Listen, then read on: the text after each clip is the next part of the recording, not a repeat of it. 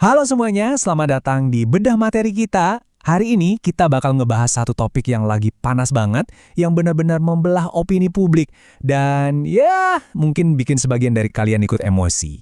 Sebagai teman yang pengen ngajak kalian melek ekonomi secara jujur-jujuran, kita bakal membedah satu pernyataan viral dari Presiden soal melemahnya nilai tukar rupiah terhadap dolar. Ingat ya, di sini kita nggak lagi ngebelain siapa-siapa, dan pastinya bukan buat jadi provokator. Kita murni cuma mau ngelihat fakta-fakta ekonomi di balik layar.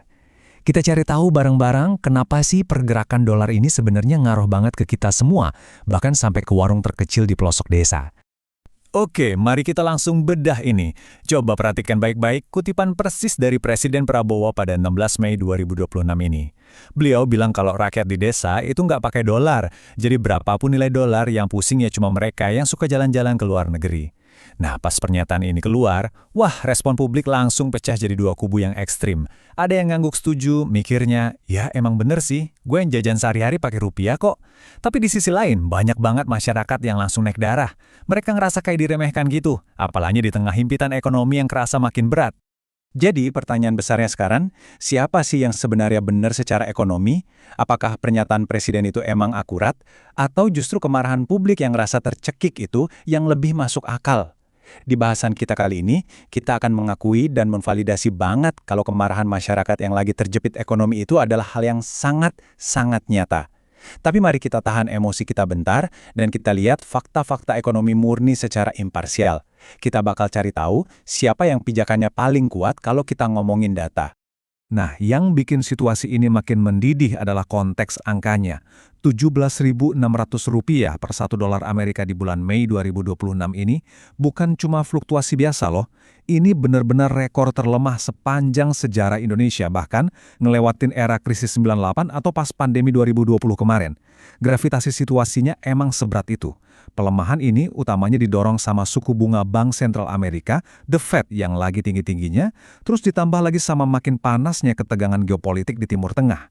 Para investor akhirnya pada lari ke aset aman kayak dolar, dan imbasnya rupiah kita babak belur. Nah, di tengah situasi genting inilah kutipan viral tadi diucapkan. Mari kita bersikap seadil mungkin di sini. Secara harfiah, ucapan Presiden itu benar kok. Kalau kalian pergi ke pasar tradisional atau ngopi di warkop desa, ya kalian bayarnya pakai rupiah kan, bukan pakai lembaran dolar. Dan sebagai kepala negara, beliau emang punya tugas krusial buat menenangkan kepanikan pasar finansial.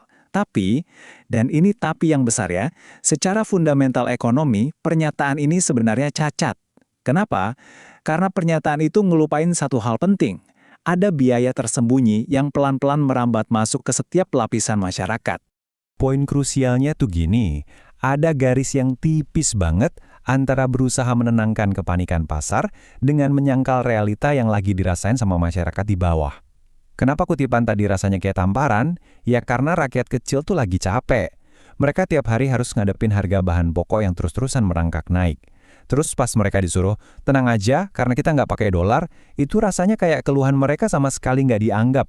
Marah itu sah, ngerasa kecewa itu valid banget, apalagi kalau kalian ngerasa pihak otoritas nggak nangkap esensi penderitaan ekonomi yang lagi benar-benar kalian lewatin.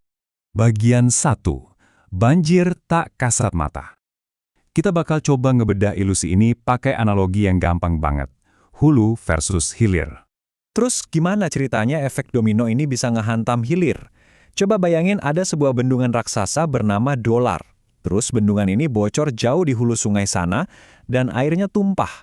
Ngalir terus sampai akhirnya nimpa Ibu Sari, seorang penjual tempe di pasar Wonogiri. Ibu Sari ini mungkin seumur hidupnya belum pernah megang fisik uang dolar. Tapi pas dolar global menguat, biaya buat impor kedelai otomatis langsung meledak. Ujung-ujungnya, Ibu Sari terpaksa harus naikin harga tempenya atau ya potong ukuran tempenya jadi lebih tipis. Dolar itu menjalar pelan-pelan, masuk ke dalam keranjang belanja rakyat secara diam-diam. Kalian mungkin mikir, emang separah apa sih ketergantungan kita? Angkanya bikin kaget, serius. 90% kedelai yang ada di Indonesia itu hasil impor loh, dan paling banyak datang dari Amerika Serikat. Belinya ya pasti pakai dolar.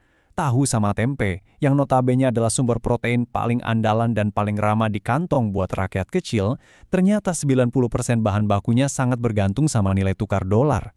Jadi jelas banget kan, pas dolar lagi mahal, piring makan rakyat desa tuh langsung jadi korban pertamanya. Eits, belum selesai sampai di situ. Mari kita ngomongin soal makanan penyelamat umat, mie instan. Ini tuh udah jadi makanan pokok harian buat banyak banget kalangan menengah ke bawah. Tapi tahukah kalian, dari mana bahan baku utamanya berasal? 100% gandum kita itu impor. Nggak ada ceritanya gandum bisa tumbuh subur di iklim tropis kita ini. Semuanya dibeli dari luar negeri, dan tebak, pakai apa bayarnya? Dolar.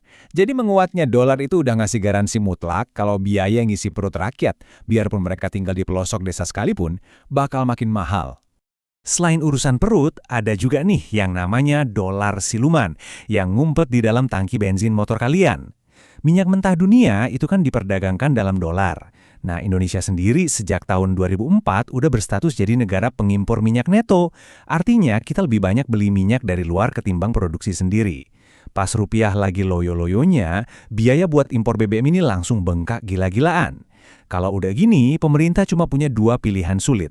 Naikin harga BBM yang pastinya bakal memicu inflasi di semua sektor transportasi dan logistik, atau nahan harganya dengan cara bakar anggaran subsidi negara, yang ujung-ujungnya bakal ngorbanin program-program sosial buat rakyat. Dan dolar yang menyamar ini nggak cuma berhenti di urusan perut atau tangki bensin aja. Coba deh perhatiin, lebih dari 90% bahan baku farmasi kita itu impor loh. Obat generik yang ada di apotek desa, harganya ya ikut didikte sama dolar. Pak Tani yang mau beli pupuk, komponen bahan bakunya juga impor. Peternak ayam kampung, pakan ternaknya banyak ngandung bahan yang diimpor juga. Jadi, sadar atau enggak, dolar itu adalah arsitek tak terlihat yang nentuin ongkos produksi buat nyari semua aspek kebutuhan dasar hidup rakyat Indonesia.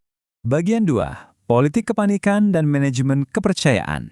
Nah, di balik semua fakta kelam yang baru kita bahas tadi, sebenarnya ada alasan logis kenapa Presiden ngeluarin pernyataan kayak gitu.